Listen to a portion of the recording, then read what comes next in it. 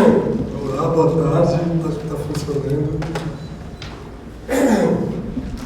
Vou ficar aqui de pé, então, para ler. Eu preparei uma apresentação, não tem imagens, são algumas tentativas de concatenar algumas ideias. Queria agradecer muito aqui ao convite da Karen Giratori, do Etienne de France, e pela oportunidade de poder estar nesse seminário discutindo com pesquisadores, artistas tão interessantes e incríveis. Bem, então o título dessa fala que eu vou fazer aqui é Antifuturismo e Contraplantation.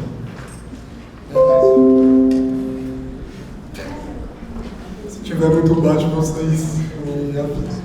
Bom, então a proposta aqui é refletir sobre alguns experimentos indígenas em colaboração entre indígenas e não indígenas, que eu vou qualificar aqui de antifuturistas e engajados com uma ética e uma ação contra a plantation. Né? Então, antes de mais nada, eu queria especificar o que eu estou chamando e de onde eu estou tirando essa ideia de antifuturismo e de contra-plantation e porque eu estou juntando essas duas coisas. Né? Então, esse termo antifuturismo, ele vem de um manifesto chamado Manifesto Antifuturista de um coletivo norte-americano chamado Indigenous Action. Ele é uma resposta aos futurismos modernos, capitalistas, que estão baseados em uma noção de tempo linear, uma ideia de progresso e de uma teleologia da história. Contra isso, seria preciso retomar a temporalidade de histórias dos antigos, ou o que a gente chamava antes de mitos, e de profecias. Né? Vejo um parentesco, portanto, entre essa proposição antifuturista e o que a escritora e acadêmica do povo Anishinaabe, no Canadá, chamada Grace Dillon, chama de futurismo indígena. Obras de autores indígenas norte-americanos e que foram fortemente inspirados na literatura afrofuturista. Aqui a gente entra no campo da produção artística literária, a gente vai ver também fílmica, indígena contemporânea. O termo contraplantation, por sua vez, é tomado de empréstimo do sociólogo e historiador haitiano Jean Casimir.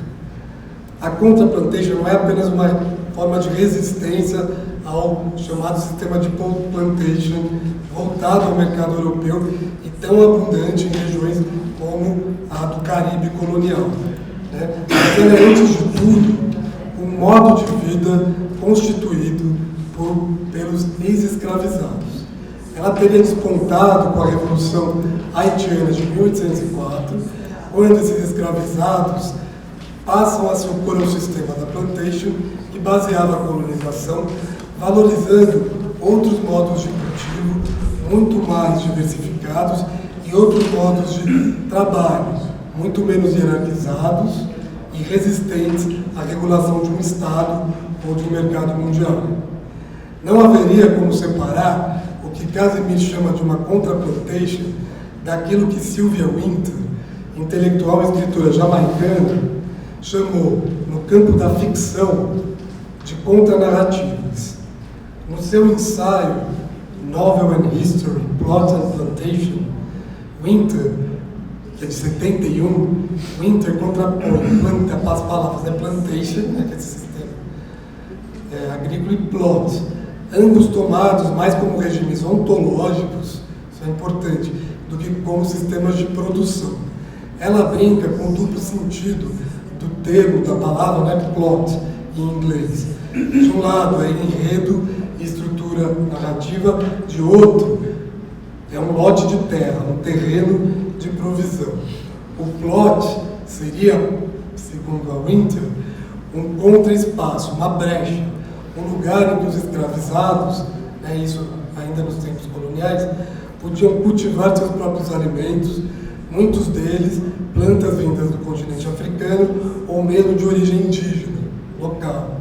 Plot e plantation seriam ao mesmo tempo modos opostos de cultivar e de narrar, de produzir narrativas.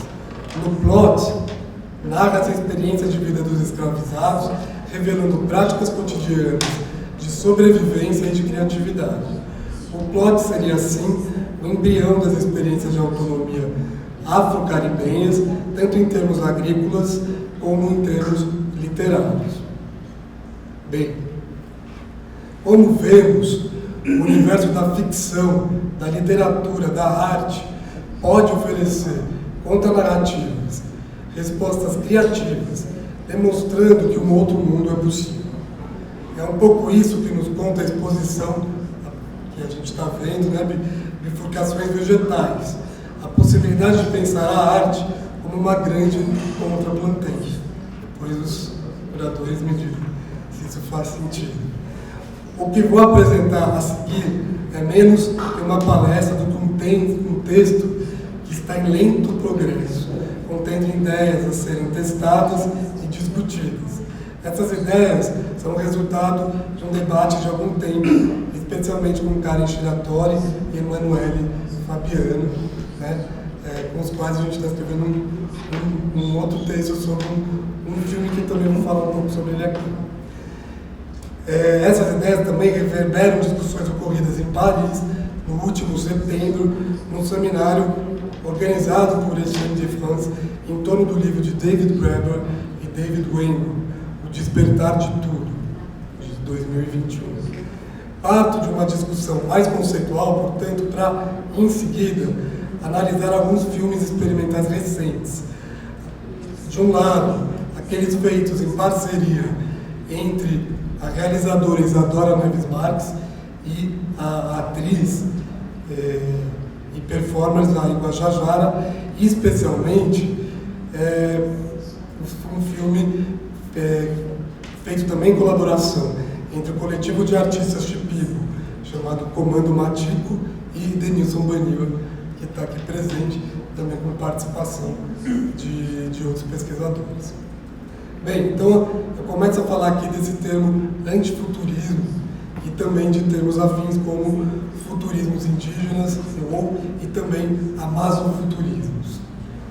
Quando se fala de antifuturismo, ou então de um futurismo propriamente indígena, está se propondo uma aproximação entre certos experimentos artísticos ou reflexivos indígenas e o que, no mundo moderno, se convencionou chamar ficção científica. Bem, Donna Haraway soube muito bem alargar essa ideia de ficção científica, agora reduzida a uma sigla SF, né? SF. Cabe em SF não apenas a science fiction, mas também toda forma de especulação, de ficção especulativa, a fabulação especulativa e também o feminismo especulativo. Poderíamos acrescentar aqui, por que não, a expressão futuros especulativos. De todo modo, a SF de Donna Haraway seria sempre um fruto de um gesto especulativo, agora nos termos dos filósofos Didier Delbez e Isabelle Stangel. Especulação como um exercício de como poderiam ser as coisas, e não simplesmente um discurso sobre o que elas são de verdade. Vinciane Desprez, por sua vez, prefere falar em narrativas de antecipação. Narrativas ambientadas em um futuro próximo ou distante, antecipando algo que pode acontecer. Tanto ela como Haraway estão preocupadas com o futuro de um planeta num tempo de catástrofes ambientais e dialogando com a obra de Ursula Le Guin, né, a escritora, imaginam um futuro em que possam ser praticadas aproximações mais efetivas entre humanos e extra-humanos, seja na criação de simbiontes capazes de evitar a extinção de certas espécies, seja no desenvolvimento de uma ciência finalmente pronta para decifrar a linguagem das mais diversas espécies. Bem, Voltemos então aos experimentos indígenas.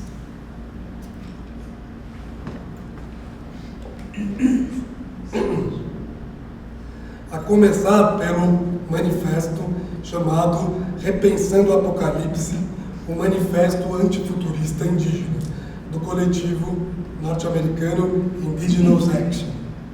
Fundado em 2001 por ativistas de origem indígena norte-americana, o Indigenous Action, antes Indigenous Action Media, é uma rede de comunicação estratégica que fomenta ações diretas, sobretudo em defesa de territórios indígenas ameaçados por agências extrativistas. Seus membros se definem como, eu cito eles aqui, uma tripulação autônoma radical de indígenas anticoloniais e anticapitalistas, em sua maioria mídia ativistas, designers, artistas e agitadores que trabalham juntos em um projeto para a liberação da Mãe Terra e de todos os seus seres. Fecha a citação. O seu manifesto começa assim, ecoando uma frase famosa de Mark Fisher: por que podemos imaginar o fim do mundo, mas não o fim do colonialismo? Vale a pena citar um trecho do manifesto que vai ao encontro da discussão que eu estou propondo aqui. Vou ler um trechinho, 3 excertos pequenos, começando agora. Temos um sem número de histórias sobre histórias do mundo que são parte de nós. É a linguagem do cosmos, ela fala através de profecias há muito gravadas nas cicatrizes onde nossos ancestrais sonhavam.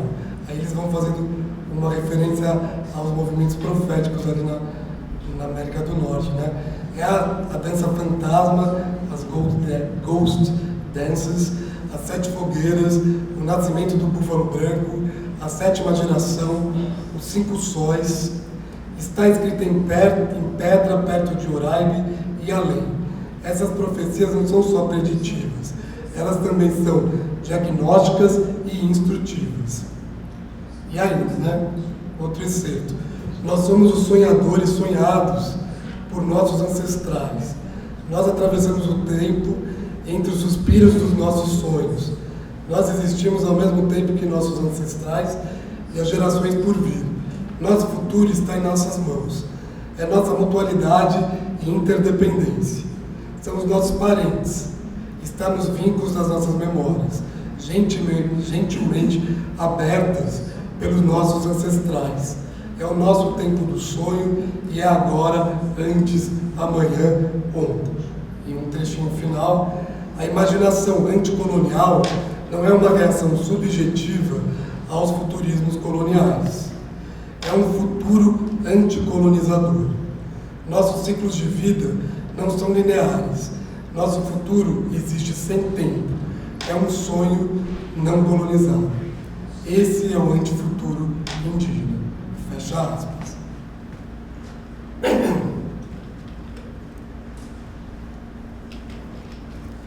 Bem, há vários pontos interessantes aqui.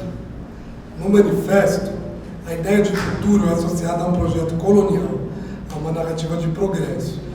Eles fazem referência ao futurismo das vanguardas europeias, baseadas na ode ao progresso e à tecnologia à máquina. O futurismo italiano, lembremos, estava, não por acaso, fortemente atrelado ao fascismo. Um antifuturismo, um futurismo indígena, deveria carregar uma outra noção de futuro e de tempo, não mais linear, mas inspiralada. Profecias e sonhos forneceriam, assim, outros modos de habitar o tempo. O sonho fala de acontecimentos possíveis, como sugere a Karen Shiratori para diversos casos indígenas. Fala de um futuro possível, ainda que não de todo certo. Sonhos e profecias poderiam, nesse sentido, liberar uma imaginação anti- ou contra-colonial, uma vez que se reapropriam dessa outra maneira de conceitualizar o tempo, onde o que a gente chama de mitológico, o virtual e o atual podem se encontrar. Tudo isso se comunica com o que o Ailton Krenak chamou recentemente de um futuro ancestral. Nas suas palavras, abro aspas. Se há um futuro a considerar, é um futuro ancestral, porque já estava aqui. E ele acrescenta: cito de novo, ao centrarmos-nos em um futuro prospectivo, acabamos construindo o que Chimamanda Ngozi recomenda evitar, o mundo como uma única narrativa. Fecho aspas da citação do Ailton. Bem, tudo isso vai também ao encontro da proposta de Grace Dillon, de um futurismo indígena. Escritora e acadêmica do povo Anishinaabe, que é um povo de língua algonquina dos Grandes Lagos, ela organizou a coletânea Walking in Clouds, Caminhando sobre as Nuvens, em 2012, reunindo textos literários de diferentes autores indígenas, sobretudo norte-americanos. Dillon propõe repensar a ideia de ficção científica à luz de uma nova literatura produzida por indígenas da América do Norte e que recupera um universo de histórias sagradas e dos conhecimentos tradicionais também. Essa literatura parte, no mais das vezes, de situações apocalípticas vivenciadas pelos povos dos quais se originam os autores, tangenciando temas como justiça climática e a necessidade de recuperar uma certa vida ancestral, buscando traçar futuros multiespécies em que a excepcionalidade humana dá lugar a diferentes formas de mutualidade entre as espécies. Examinando a expressão ficção científica, Dillon questiona, em primeiro lugar, a ideia de ciência. Para além da ciência moderna, ela identifica uma reflexão propriamente científica, no sentido de interrogar o mundo, no que foi chamado de mitologia. Em seguida, ela põe em risco a ideia mesma de ficção, uma vez que essas narrativas fazem referência a um plano virtual que pode se atualizar e ser efetivamente experimentado em sonhos ou mesmo em visões. Dillon dialoga com outro escritor, Anishinaabe, que é o Gerald Fieseler, que fala em post-indigenous survivals, que seria traduziria como supervivências pós-indígenas, né? Porque supervivência, que é uma tradução capenga para survivals, é mais do que simplesmente sobrevivência. Survival é a experiência daqueles que teriam passado por uma catástrofe ancestral, né? Não à toa esse autor e essa ideia da catástrofe ancestral que é recuperado, né, pela Elizabeth Povinelli no último livro lançado por ela e que foi traduzido, né? O livro, inclusive em português, chama Catástrofe Ancestral e não Between Gaia and Ground. E tem a ver com essa expressão do Fieseler, né? E é interessante que a Povinelli, nesse livro, ela compara justamente essa experiência canadense e norte-americana, dos indígenas norte-americanos, com a experiência dos indígenas australianos, sobretudo os indígenas do território norte da Austrália, com quem ela trabalha, né? E a gente sabe que a Povinelli, ela também alia, né, uma reflexão filosófica e antropológica ao trabalho que ela realiza com um coletivo de cineastas indígenas, que é o coletivo Carrabingue, né? Não vou falar disso agora, que não vai dar tempo, mas que tem muito a ver com o tema que eu estou tratando aqui. Para Grace Dillon, voltando então, aproximar a ficção científica dos povos não brancos significa, em primeiro lugar, escapar das grandes narrativas sobre o futuro como avanço tecnológico, sejam elas utópicas ou distópicas. Em segundo lugar, supõe uma resposta dos povos a quem foi roubado o seu passado e seu futuro. A inspiração mais imediata de Grace Dillon, para falar no futurismo indígena, é o chamado afrofuturismo, especialmente aquele proposto em 2002 pelo autor Alondra Nilson. O termo afrofuturismo foi cunhado antes, né, na década de 90, por Mark Deary, em obras como Flame Wars, The Discourse of Cyberculture e Black to the Future. Né? Bom, Grace Dillon, então, empreende uma arqueologia da ficção científica moderna para sinalizar que ela nasceu no século XIX, ao mesmo tempo que a teoria da evolução e que a antropologia, ambas fortemente implicadas no colonialismo. Predominam aí histórias de conquista, o que nos leva diretamente à crítica feita pela Ursula Le Guin na sua teoria bolseira, ou cesteira da ficção. Vou rapidamente falar um pouco aqui disso. E para Le Guin, como escreve Juliana Fausto, a ficção científica não se refere nem ao futuro, nem se pretende propriamente uma predição, mas consiste em um mergulho na contingência, numa especulação do tipo C. Né? Le Guin pretere a história do homem conquistador, que é também uma história teleológica, as histórias, storytelling, que buscam se estabelecer para além da perspectiva masculina e do antropocentrismo, dando lugar a múltiplas vozes. A ficção científica de Le Guin estaria, assim, associada ao que Harvey chamou a um só tempo de fabulação e feminismo especulativo.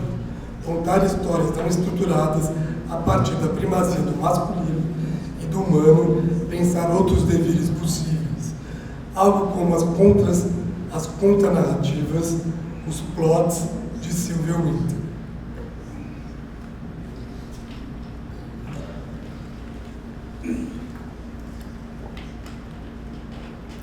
Segundo Dillon, a década de 2010 marca um ponto de inflexão, um aumento significativo de autores não brancos e também LGBTQIA+, no campo da ficção científica. Isso teria a ver, na América do Norte, com o fortalecimento do movimento indígena e sua relação com o tema da justiça climática. Como escreve Dillon, as histórias não tratam simplesmente da mudança climática, mas também se tornam formas de justiça climática. Esses relatos falam da poluição de ambientes, de rios e também de personagens urbanos que se redescobrem como indígenas. Dillon cita, por exemplo, um conto intitulado Corvius, do autor do povo Cree, chamado Harold Johnson, que fala de um herói que encontra um corvo que o conduz de volta à sua comunidade de origem. Dillon mostra, assim, que a ficção científica indígena é permeada pelo tema de voltar a nós mesmos, que em Anishinaabe se fala pelo termo Piscaá-Binyang, ou seja, recuperar a vida ancestral, voltar às florestas e ao cultivo, portanto, a relação com as plantas. A história de pessoas que voltam às suas antigas tradições não estão, portanto, separadas da história sobre pessoas não humanas, sobre a possibilidade de uma comunicação eficaz entre espécies diferentes. Trata-se, então, de pensar futuros multiespécies. Em uma entrevista com a artista Isadora Neves Marques, de 2021, Dillon afirma que para pensar em uma ficção científica indígena, primeiro seria preciso questionar o papel colonial da ciência e da tecnologia, afirmar a soberania e a criatividade indígenas, potencializar a magia e a narrativa para sobreviver ao trauma. Dillon comenta, aliás, que as figuras modernas da alta tecnologia, como as naves espaciais, nunca lhe pareceram estranhas. Afinal, no universo dos contos ou mitos Anishinaabe, um povo estrela desce à Terra em canoas celestiais. Né? Esses mitos abundam, por exemplo, no volume 3 das mitológicas do Levi-Strauss, onde ele reúne muitos mitos dos povos da região das planícies norte-americanas. Bom, ela escreve, a Dillon, somos compostos de poeira cósmica, o que é cientificamente plausível. É preciso demonstrar que essa narrativa se encontra em vários momentos com temas tratados pelas ciências, como a física, a não linearidade do espaço e do tempo, que impregna os relatos dos antigos, vulgo mitologias, se encontraria, por exemplo, com a ideia de multiverso, de mundos alternativos e simultâneos.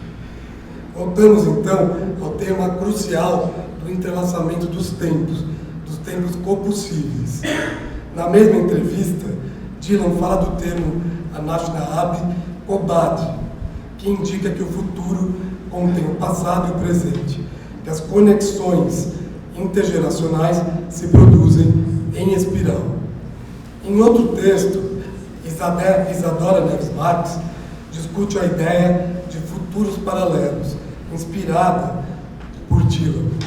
Futuros paralelos seriam temporalidades distintas e divergentes que foram reduzidas a uma temporalidade hegemônica, na qual só pode haver um só futuro.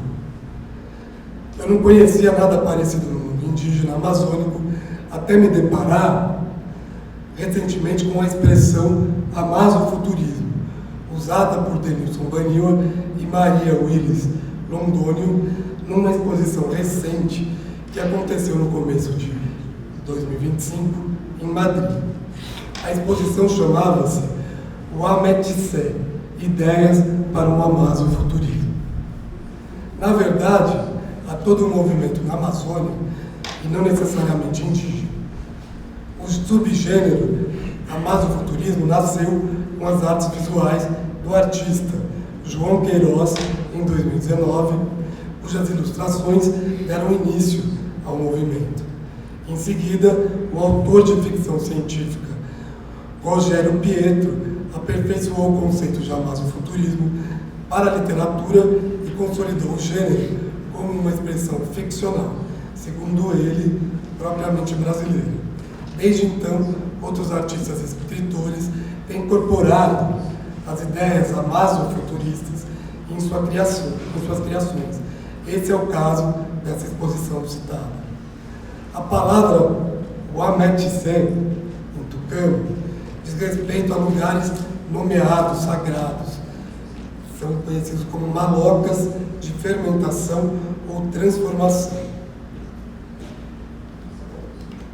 E muitas vezes remetem ao mito da cobra canoa, que fala da origem dos povos do Alto Rio Negro e de suas diferenças e hierarquias. Malocas de fermentação são, grosso modo, a origem e o destino das almas. São o passado, mas também o futuro. Enfim, um lugar de transformação. Denilson Baniwa, como Ailton Krenak,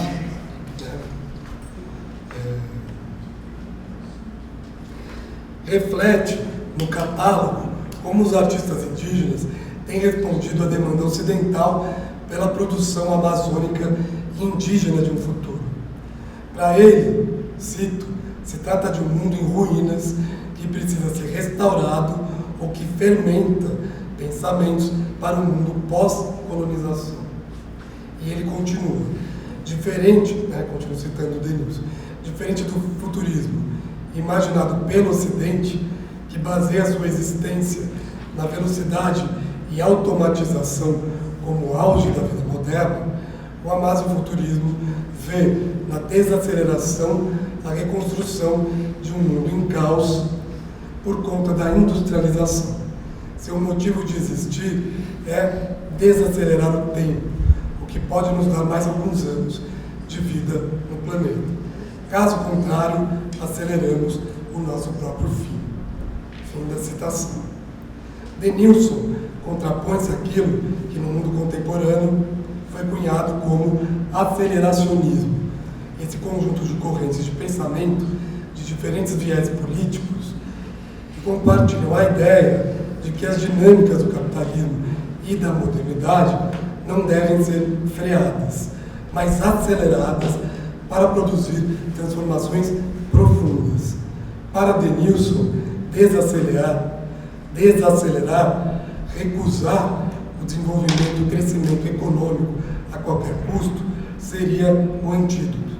Nesse ponto, ele se aproxima da discussão de Débora Danowski e Eduardo Viveiros de Castro, de que contra o aceleracionismo seria preciso um devir indígena do mundo. Bom, o Irá Sodoma, que escreve no mesmo catálogo, pensa o amazofuturismo como um ato de reflorestamento. Para o Ira, é preciso ir além de uma história de humanos, uma história antropocêntrica. É preciso incluir nas narrativas os emaranhamentos multiespecíficos. O Ira é uma indígena trans, periférica, vinda de um contexto urbano. Artista da performance, ela busca juntar a luta ecológica e a luta LGBTQIA+. Afinal, a luta contra a destruição dos territórios é também a luta contra esses corpos minoritários e dissidentes. E ela escreve, eu assento aqui: as milhões de outras espécies não somente podem fazer parte de histórias de futuros, como a sua inclusão pode auxiliar em sua conservação, a partir de uma costura. Só de uma costura. Não, falta mais que 10. Que reúna saberes científicos e tradicionais. Esse é ainda um grande desafio no mundo atual. Todas as histórias naturais da fauna, flora e microbiota amazônicas são de pura tecnologia ancestral.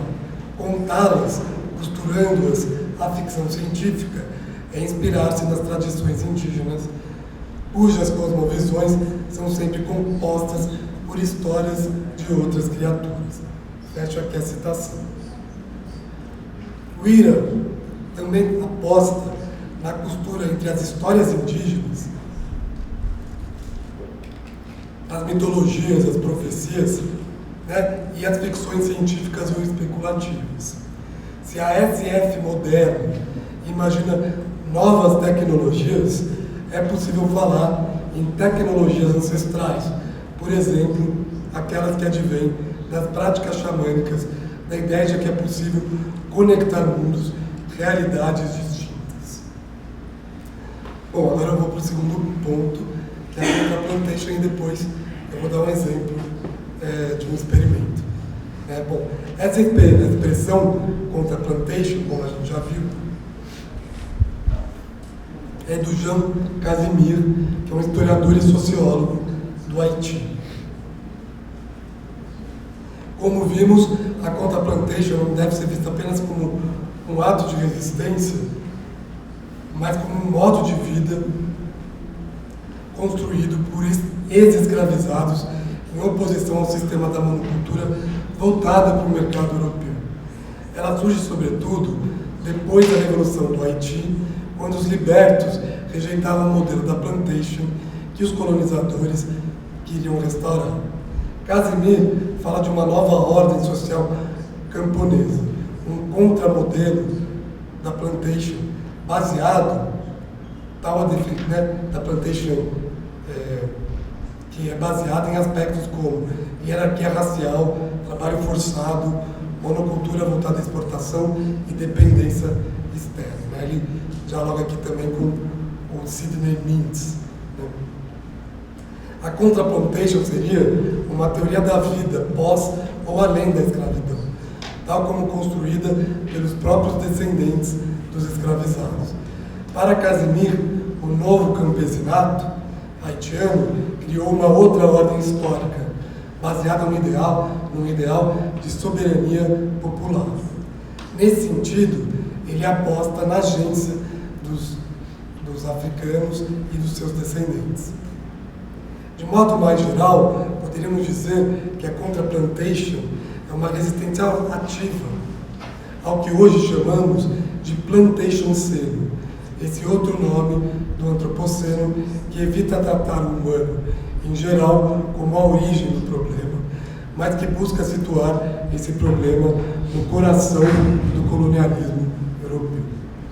O termo contra-plantation foi especificamente cunhado por Casimir no seu livro A Cultura Oprimida, de 1981, e usado para descrever a cultura da maioria haitiana nas áreas rurais do país, a partir do uso de outras categorias de pensamento.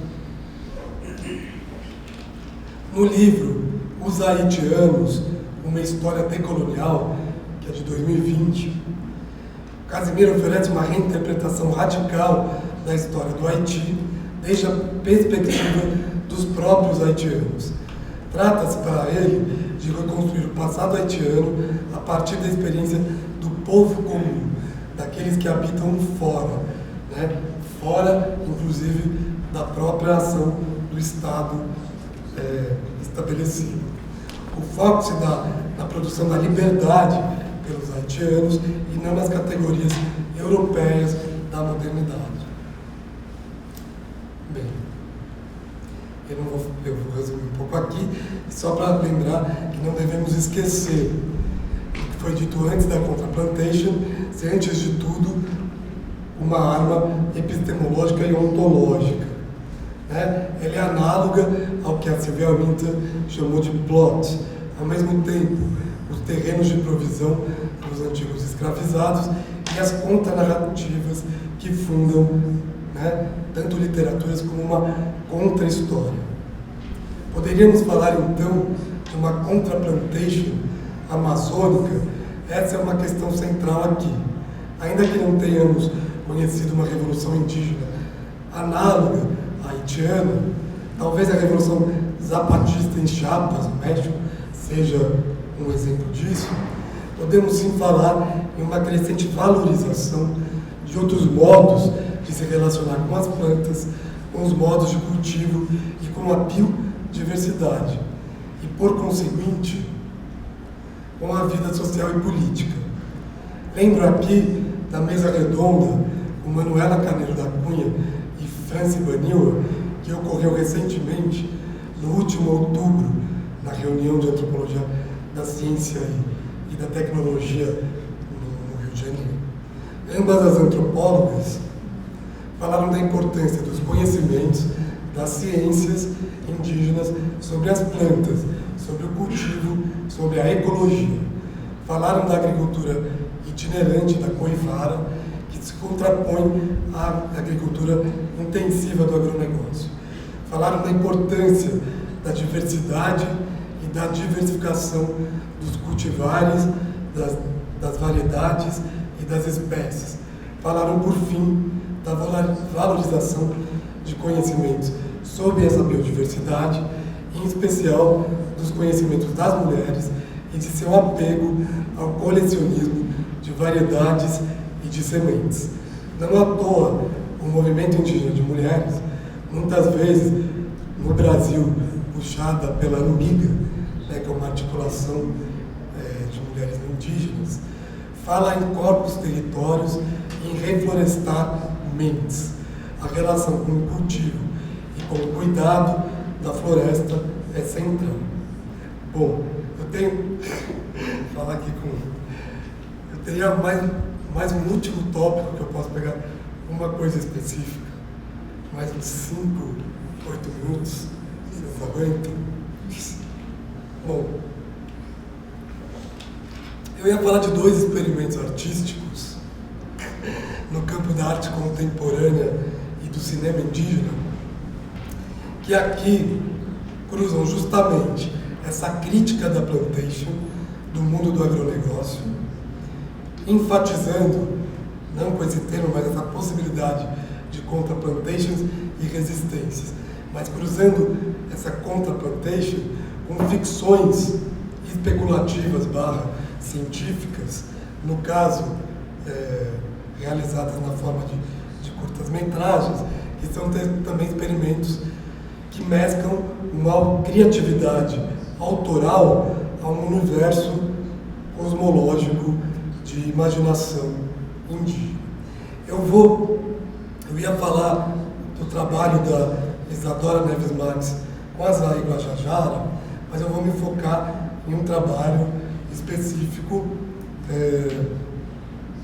que é um trabalho que foi feito em parceria do Comando Matigo com o Denilson Baniwa, a partir de uma oficina coordenada pela Karen, aqui presente, e pelo Emanuele Fabiano, e que eu pude acompanhar e participar. Isso resultou num curta-metragem chamado Bakish Hall, As Plantas em Luta, de 2024. Bom,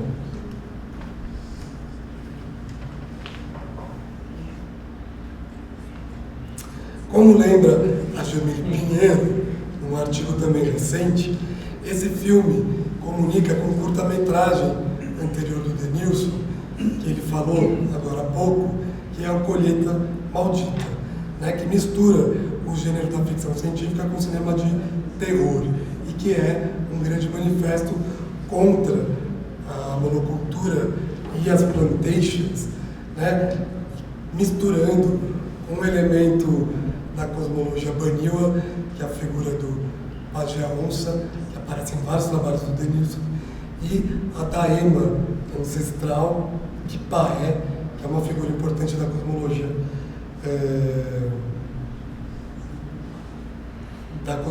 terrena, que é essa região onde eles fizeram um filme, que é no estado do Mato Grosso. Mas eu não, o Denilson já falou, o filme está aqui exposto. Eu queria falar então rapidamente desse filme que a gente trabalhou numa espécie de criação coletiva chamado Bakish Hall, As Plantas em Luta. Né? O nome Bakish Hall poderia ser traduzido como plantas curativas de ontem e de amanhã. Bakish poderia ser traduzido para o português tanto como ontem como amanhã. Outra noção de tempo, análogo ao termo Anishinaabe, Kobad, né, traduzido pela Grace Dillon. Em uma entrevista recente, a artista Shipibo Metsarama afirma que a palavra para ontem e amanhã é a mesma na língua Shipibo, pois as realidades estão conectadas, elas fluem juntas, coexistem e, como as águas dos rios, fertilizam a terra e se alimentam mutuamente. Para ela, o significado de Bakish não é nem amanhã, nem ontem, mas simplesmente há um dia de hoje. O coletivo Comando Matico foi criado durante a pandemia de Covid-19 para ajudar parentes com problemas respiratórios. Para isso, eles mergulharam numa espécie de pesquisa sobre plantas curativas, entre elas o matico. É uma erva daninha, também chamada de erva do soldado, né? E que tem propriedades cicatrizantes, que é bom para também tratamento de doenças respiratórias e tal. O matico teria sido redescoberto, porque ele tinha sido esquecido, num tempo de crise, justamente no tempo da pandemia de Covid-19. E justamente num tempo em que o Estado ali na região de Pucallpa, de Arinacocha, era muito ineficaz, né? E que, portanto, os casos leves da doença poderiam ser tratados com essas plantas. Né? Para quem tiver interesse sobre essa planta, mais especificamente, eu recomendo também o texto da Karen e do Emanuele, publicado na revista Physiagrama, no volume Vegetalidades. Bem, o Comando Matico, então, se formou durante a pandemia como um coletivo que junta arte e medicina tradicional. Entre outras coisas, eles combinam um trabalho de cura, de terapêutica, com uma experimentação artística, por exemplo, com hologramas que trazem e combinam a imagem dessas plantas utilizadas, que é algo que aparece no fim desse curta-metragem. A ideia de reunir esse coletivo com o artista Denilson Banil estava relacionada com o fato de que esse último tinha se dedicado longamente ao tema das práticas agrícolas indígenas como forma de resistência ao mundo da agroindústria e do monocultivo. O resultado do workshop, né, esse encontro, que foi realizado na comunidade de São Francisco, na região de Pucallpa e de Arinacocha, né, foi uma criação livre e coletiva de um curta-metragem, se pode dizer, de ficção, sobre uma rebelião de plantas curativas, né, como matico, contra a ameaça da expansão das plantações de palmas, azeiteiras ou dendezeiras, que era um problema muito gritante na região do rio Ucaiara, sobretudo em torno das comunidades nativas Shipibo. As grandes plantações de palma implicam uma destruição, que é uma plantação em nível industrial, né, isso implica uma destruição sem precedentes da floresta, além de colocar em risco de extinção um grande número de espécies vegetais e animais. Estamos, portanto, em pleno plantation scene. Na oficina, decidimos criar juntos, contar uma história em que os personagens principais são as mães, ou os donos, né, das plantas. E, né, no caso, a gente trabalha com 3 personagens: Matico, Udzo e Palma. A primeira, Matico, é uma planta curativa, preocupada com o destino da floresta, né, e que era usada no tratamento para a Covid. A terceira, Palma, é uma planta que teria sido sequestrada pelo agropoder e transformada num imenso exército, né? Todos devem já ter visto essas imagens de plantações sem fim de palmas, né? A segunda personagem é Kudzo, que é um cipó, é uma mediadora, né? É a única planta que sobrevive no solo seco das plantações de palma, alimentando-se precisamente dessa planta. Então, em um sonho, é uma imagem que nos foi proposta por uma curadora que faz parte do comando Matico, Kudzo recebe um chamado de um pássaro, que é Tikwa, e que lhe revela o plano da palma azeiteira para destruir a floresta de uma vez por todas. Kudzo decide então avisar Matico, que, por sua vez, lidera uma revolta das plantas contra o exército de palmas. Então, esse era mais ou menos o roteiro criado em 2 dias nessa oficina com a comunidade e com o grupo Comando Matico. Então, esse roteiro foi resultado de uma especulação sobre o futuro da selva que circunda as comunidades Shipibo nessa região de Arinacocha e Pucallpa. Em vez da linguagem documental, optou-se pela linguagem da ficção, próxima de um mito, porém um mito inventado, né? Um mito criado em uma reunião de antropólogos e artistas em colaboração.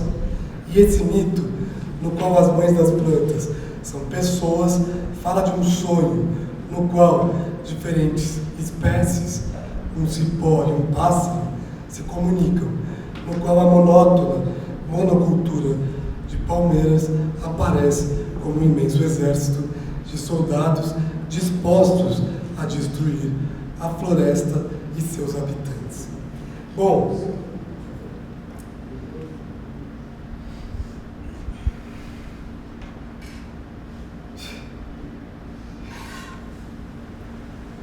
eu tinha mais coisa para falar, mas fechando, o que a gente tem aqui, né? Eu acho que o filme produzido nesse ateliê, nessa oficina colaborativa, ele está dentro do que eu estava chamando de um antifuturismo associado a essa contra-plantation, né? É um verdadeiro manifesto cosmopolítico contra a monocultura, contra o sistema da plantation. É um ato mesmo de contra-plantação. Lembrando que a contra-plantation é um modo de existência antes de qualquer coisa, né? É um ato contra-colonial no sentido do Antônio Bispo, né? E é também uma proposição antifuturista, né? Não por acaso, uma das primeiras imagens mostra um vídeo veiculado pela empresa que faz, que organiza essas plantações de palma, que diz: construímos um novo futuro. E aqui o que eles estão dizendo é que é justamente contra esse novo futuro que as plantas então podem reagir, né? Nesse antifuturismo você tem uma negação do regime de tempo colonial, negação da plantation como progresso, dessa redução da biodiversidade, dessa recusa do aceleracionismo, né? Esse antifuturismo se aproxima também do que está sendo chamado aqui de bifurcações vegetais. De um lado, um exército de plantas, todas iguais, para gerar desenvolvimento e aceleração da economia. De outro, uma aliança, uma miríade de seres vegetais, né? Contra a monotonia do monocultivo, temos aqui a pulsação das roças diversas e a indisciplina das ervas daninhas. Então é isso. Obrigado.